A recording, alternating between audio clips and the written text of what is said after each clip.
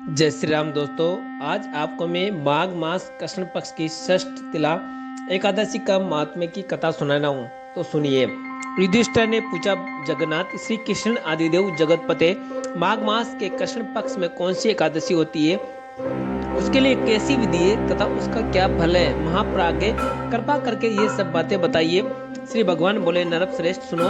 माघ मास के कृष्ण पक्ष की जो एकादशी है वह षष्ठ तिला के नाम से विख्यात है, जो सब पापों का नाश करने वाली है। अब तुम षष्ठ तिला की पाप हारणी कथा सुनो, जिसे मुनि श्रेष्ठ पुलिस्त्य ने दाहलेबे से कहा था। दाहलेबे ने पूछा, ब्राह्मण मृत्युलोक में आए हुए प्राणी प्राय पाप कर्म करते हैं, उन्हें नरक में न जाना पड़े, इसके लिए कौन सा उपाय है, बताने की कृपा करे। पुलस्त्य जी बोले, महाभग, तुमने बहुत अच्छी बात पूछी है, बतलाता हूँ, सुनो। माघ मास आने पर मनुष्यों को चाहिए कि वह नहा धोकर पवित्र हो, इंद्रियों को संयम में रखते हुए काम, क्रोध, अहंकार, लोभ, चुगली आदि बुराइयों को त्याग दें। देवादिदेव भगवान का स्मरण करके जल से पैर धोकर भूमि पर खड़े हुए गोबर का संग्रह करें, उसमें तिल और कपास छोड़कर 108 पिंडिकाएं बनाएं।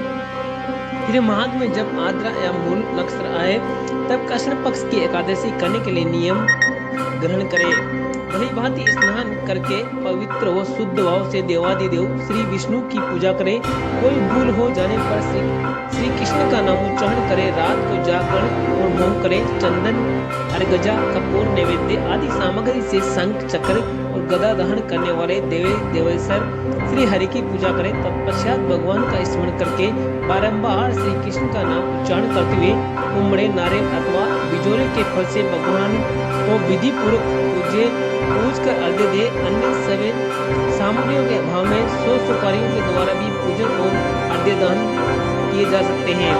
अर्घ्य का मंत्र इस प्रकार है, कृष्ण कृष्ण कृपालुस्ते मगतीनां गतिर्भूत संसारं मग्नानां प्रसिद्धं पुरुषोत्तमं नमस्ते पार्थिवके विश्वभवन सुब्रह्मण्ये नमस्ते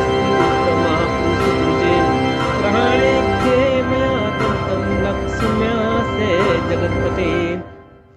सच्चिदानंद स्वरूप श्री कृष्ण, आप बड़े दयालु हैं।